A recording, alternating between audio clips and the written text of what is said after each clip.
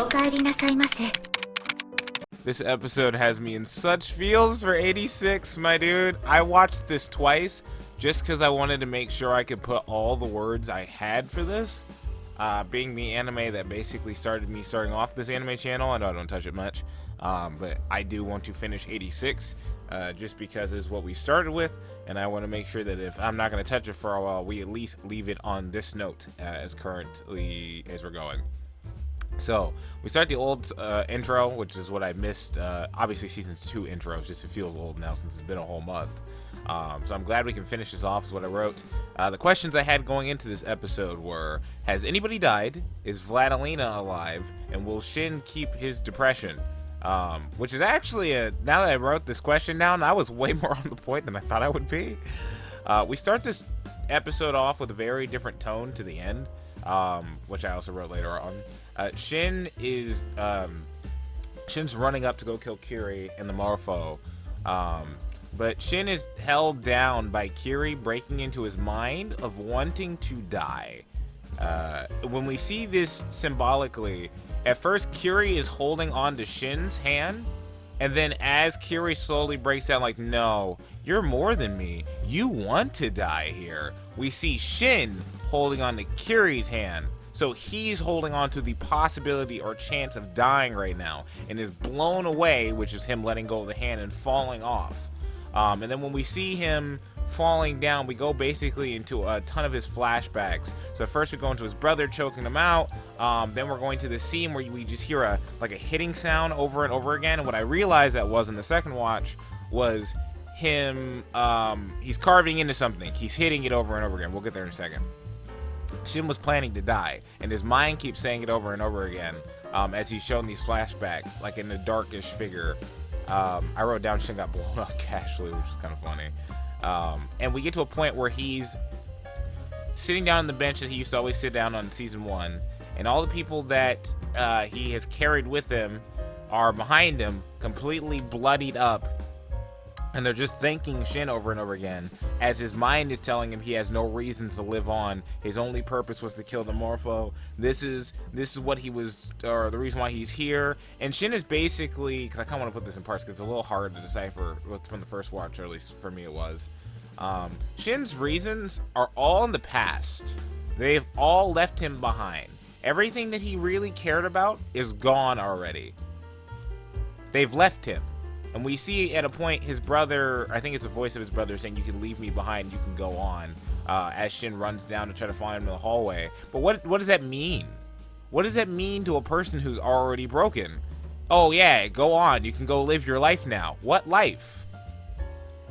He doesn't have any answers for this. And as we see him, we go back to him hitting something over and over again, which I was right about. It's him trying to carve out his own, or it's either his symbol or his brother's symbol of the head. I think it's his brother's symbol. The Duran, the headless carving, whatever else. He's chopping it, he's chopping it, and then the knife breaks that he's using, and it cuts him back in the head, and he's bleeding. And as he turns to the memorial that the Federation gave him, and the other 86 of their fallen allies, we see that I forgot what his name was. What's his what the little girl's older brother? It's been a minute. He basically says like thank you back to him as well, and then also about Shin. I think it's either Shin's mind or him saying that we're all just looking for a place to die. Which this is all Shin's perspective. He's looking for a place to die. And that asks the question: is this survivor's guilt? Is this how people feel when they go through survival's guilt? I wouldn't know.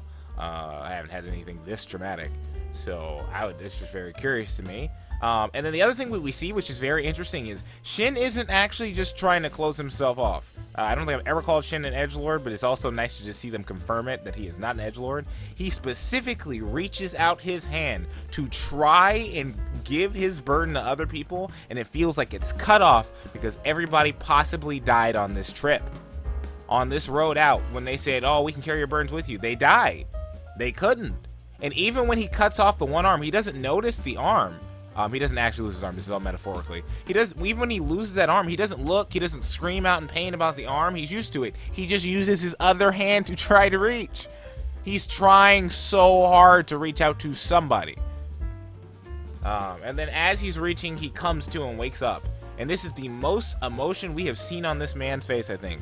We've seen him break down to tears. We've seen him yell. We see him angry. And right here, as he's checking his ear to see if he can hear, he's reaching down for the emblem next to his leg as he's screaming and hollering to reach it, like he is screeching for what has kept him alive in the past, basically.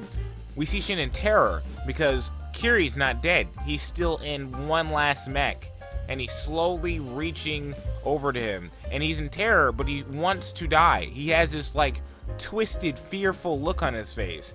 And right before he's about to be chopped into, someone killing the last of him, Vladilena, it's Vladilena. I'm sorry, guys. It's Vladilena. Vladilena shoots, or has Cyclops shoot the mech away from Shin, blowing it away.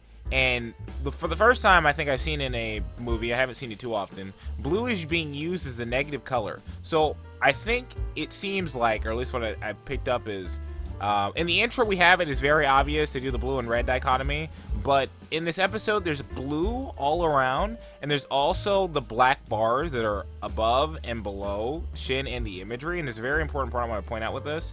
So he basically, when Vladimir runs over with a gun, and it's hilarious watching her run in the field.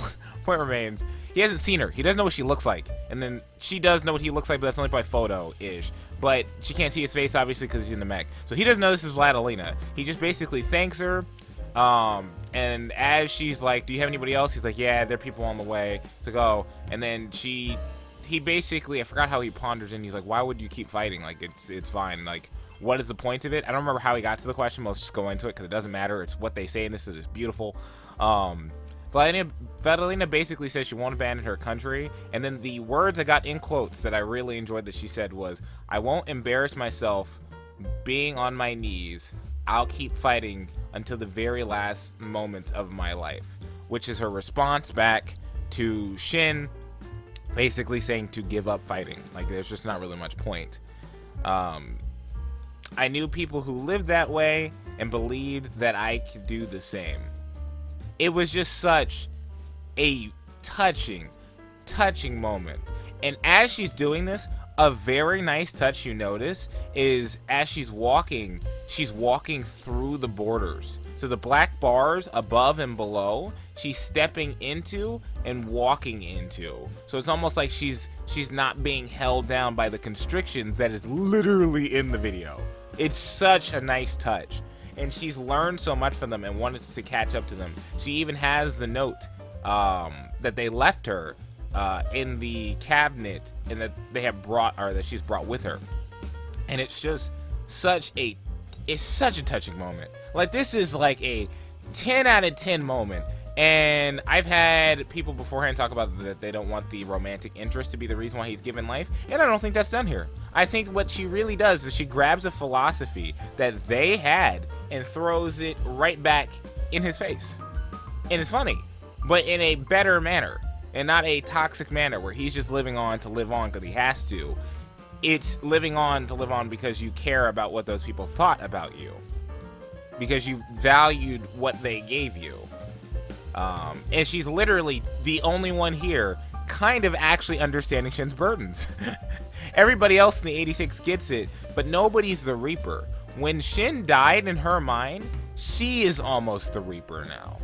Because there's no, they all still have Shin. So regardless of what happens, yes, they're carrying the burdens like Shin is, but they're not with that legacy like he was. When he died in her mind, all she has now is, I'm that legacy. So she really has adopted to some degree his mindset. She just doesn't have emblems. She's carrying around a photo. And then also it's interesting, Cyclops is here too, which clearly signifies how tough this character is just in general. But that was so nice. And it's when they show the photo and the music hits and his eyes begin to water up. Bro, I'm in tears. It is amazing. So they lived. So another great thing. Another great thing is Shin's group was able to live. When the Federation comes in to come give support and backup because they're not leaving them behind. She's basically, or the General, Lieutenant, the Colonel, Spider Colonel is like, oh, you're the last one to give me my reports. The others already did. And he goes, the others? And then they call in, and Karen is crying like a big baby because she thought Shin was dead. Everybody else is talking. And one moment I really enjoy that they gave Raiden, and it shows how much he understands his friend and how much he understands his mindset, is he yells out, he goes, nobody's left you behind. He understood Shin to that much of a T. In fact, they thought he died. He understands him that much. And it was also great because it capitalizes on the gate scene we have where he pushes on the gate and is like, bro, stop this. Stop this nonsense you're doing. It's so good. It's so good. There's like no action in this episode really except like 2 shots. And it's so good. Ernest brings up the fact that he won't let survivors die, also meaning the Republican people, and he asks Shin, does he care? Because he doesn't have to fight with his oppressors. He's giving them the option to like leave after Shin gives him a sarcastic joke like, oh, you're still alive? And Shin says no, he's got people in the Republic that he still doesn't want to see to die, even though he doesn't want to save the Republic itself. Frederica is also in trouble, which was hilarious. And she's like on the thing going like, Shin, how dare you betray me, Shin? All that garbage. And everybody is okay. Kiri, as Frederica was standing in front of the explosion, chose to throw his like metal liquid arm out and push Frederica as far away as he could. And she dropped the gun doing so, Shin's old gun that he used to use to take everybody out. But it also signifies like him losing his status as the Reaper to some degree. I thought that was really nice. Like, it's really nice touches. There's so much symbolism here, and it's amazing. And I just wanted to be able to go through each part of it. I know like barely like 20 people are gonna watch this, but it makes me so happy. So she's like, I think it's funny, she's like an annoying little sister. As they're having their talks together, she teases them about his shock after hearing the Vladelena's name, and then also I think it was just mainly her voice. I don't remember if it was her whole name. I know it was her voice. And she points out that he didn't tell her name, and he's like basically. So there's 2 parts of this. We're gonna say guys doing dumb guy things. She can't see me like this. I gotta be at my best before she can see me. Dumb guy things. Also, just because she worked so hard to get over here, and the first thing he doesn't want her to see after walking down the same path that he has is that this is where it leads to, right? And then Frederica capitalizes on this because he basically said his own answer. So she's following your path. Where will you go? And that's such a beautiful question. It made me rethink some stuff that I'm doing on my own channel right now. Not this one, the regular Lightning Eagle channel, of people are following my path. So where do you go? It's so nice. It's so beautiful. It's so touching. And we finally get to see, and I really want to preface this because it's like Average Children for people not understanding Cloud's like PTSD. He is a bit more edgy in that one, I can give you that, but there's a lot of PTSD going on with Cloud and Average Children. He finally doesn't have a reason to fight anymore. He killed the big monster, like Shin. He killed Sephiroth. So now what does he do? Well, he doesn't know what he needs to do. All his reasoning was in the past, and every thought of his future, he thought, died with him, going to that current place that he's at. And then when we finally get Cloud being done fighting Sephiroth at the end of Average Children and understanding himself a bit more, we get one of my favorite theme songs in Final Fantasy VII to begin with, which is Cloud Smiles. And this is the exact same moment. I'd almost say I like this one a little bit more. We get Shin Smiles. Shin sees Vladelena's helicopter flying up, and he looks up after Frederica gives him that question. He leaps out of his thing, and he holds his hand up into the air. And like Frederica's looking at him doing this, he's pulling one of the me things where I act like a Shinibyo. He is just in the moment. No past. He can look towards the future. He's looking towards the future. And he's in the present. And it's amazing.